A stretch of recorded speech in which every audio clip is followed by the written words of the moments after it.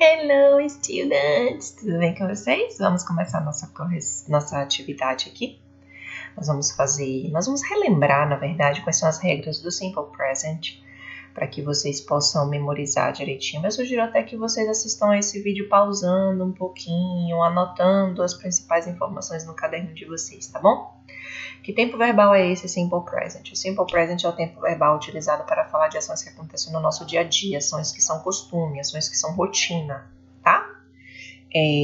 Esse tempo verbal ele só é flexionado na terceira pessoa do singular. Quem é a terceira pessoa do singular? He, she, it. E só tem uma desinênciazinha, ou seja, só muda alguma coisinha no final dos verbos na forma afirmativa, tá? Na forma negativa, nós usamos verbos auxiliares. E aí a gente vai ver como é que funciona direitinho isso aí. Vamos lá? Vamos acompanhar aqui? Forma afirmativa. Como é que o verbo fica na forma afirmativa? Na grande maioria dos verbos, a gente só tem que lembrar que nós não usamos o to antes do verbo principal. Então, se eu quero dizer assim, eu danço com você, eu digo I dance with you. Eu tiro o to do verbo, que seria to dance, né? O verbo no infinitivo. E aí fica somente I dance with you. Só isso. Mas, na terceira pessoa do singular, quem é a terceira pessoa do singular? Ele ou ela, né? He, she, it. Os verbos sofrem uma alteração no final deles, tá? Nós acrescentamos alguma coisa no final desses verbos. Vamos ver que coisas são essas, tá? Na maioria dos verbos, na terceira pessoa do singular apenas, ou seja, he, she, it, se o sujeito for I, não muda. Se o sujeito for you, não muda. Se o sujeito for we, não muda. Se o sujeito for they, também não muda, certo? Só na terceira pessoa do singular. He, she, it. O que é que a gente faz com esses verbos na terceira pessoa do singular? Acrescentamos um S no final desses verbos. Então, o verbo feel, que seria I feel, they live, we talk, you read. Na terceira pessoa do singular, que é essa segunda parte aqui da listinha, fica feel, fica feels, live, fica lives, talk, fica talks, read, fica reads. Por quê? Porque eu mudei o sujeito. Ó, aqui não era a terceira pessoa do singular e aqui é. Aí muda, certo? A regra geral acrescenta S na terceira pessoa do singular. A segunda regra é que os verbos terminados em SS, SH, CH, O e X, eu acrescento ES. Interessante que vocês façam essa anotação, certo?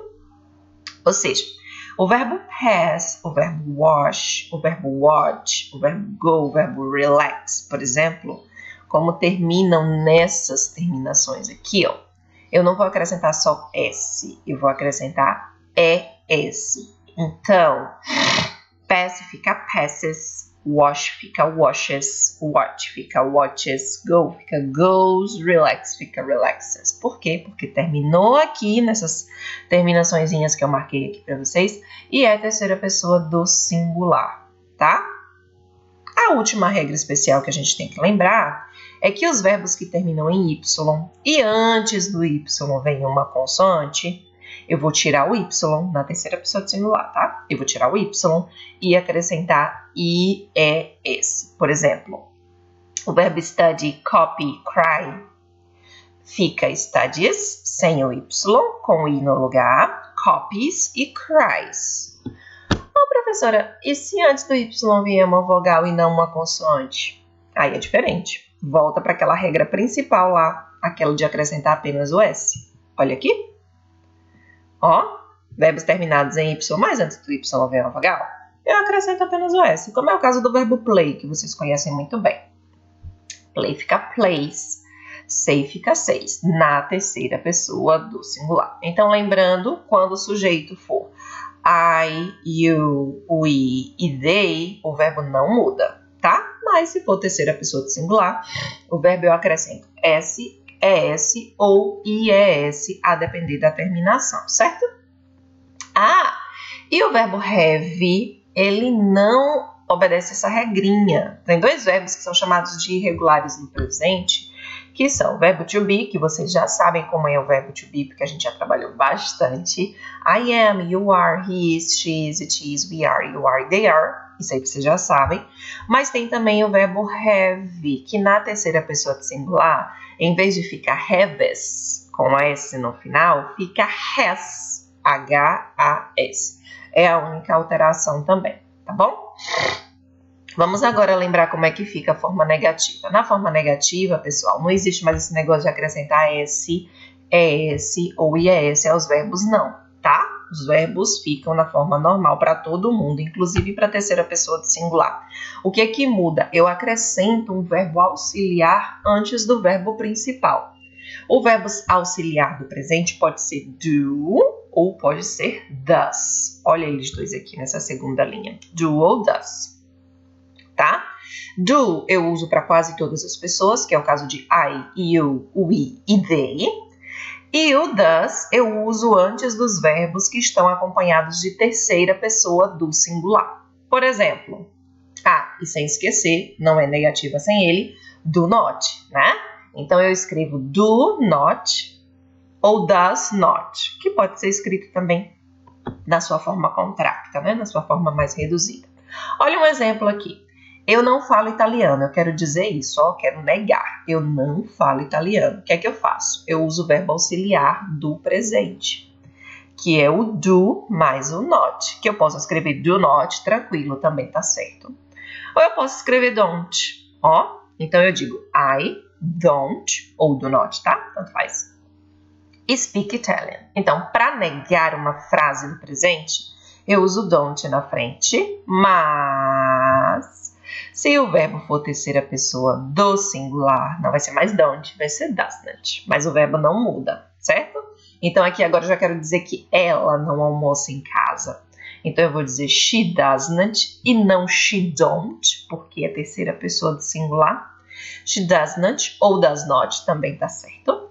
Have lunch at home. Então na negativa, gente, a gente coloca antes do verbo principal don't ou doesn't, que pode ser escrito do not ou pode ser escrito does not, certo? Para finalizar, para fechar, nós vamos aqui para a interrogativa. Como é que eu faço uma pergunta no inglês? Pergunta, gente, no inglês, ela é marcada no início da frase e no final da frase. No final da frase, se for escrita uma interrogaçãozinha e a entonação de pergunta. No início da frase, eu uso verbos auxiliares. O do e o does, que eu usei na negativa, ele volta para a interrogativa como verbo auxiliar. Aí, o que a gente faz? A gente coloca o do ou does na frente da frase para fazer a pergunta e é a única coisa que muda, tá? Então, vamos lá. Olha um exemplo aqui. Eu quero perguntar. Você sai com seus amigos? Como é que eu faço essa pergunta? Eu faço essa pergunta da seguinte maneira. Começo a frase usando o verbo auxiliar do. Do you go out with your friends? Se eu fosse perguntar alguma coisa para a terceira pessoa do singular, vamos imaginar que aqui não é mais o you, aqui agora é o she. Quero perguntar se ela sai com os amigos. Então aqui eu não vou perguntar mais do she, eu vou perguntar does she, tá? Por quê? Porque eu mudo para does se o sujeito for terceira pessoa do singular. Então assim, para todas as outras pessoas a frase começa com do na pergunta. Para a terceira pessoa do singular, a frase começa com does na pergunta, tá? Eu sugiro que vocês peguem um caderninho, assistam a esse vídeo pausadamente, marquem direitinho as informações que vocês consideram mais importantes e escrevam no caderno, tá bom? Vamos finalizar por aqui? Beijo para vocês.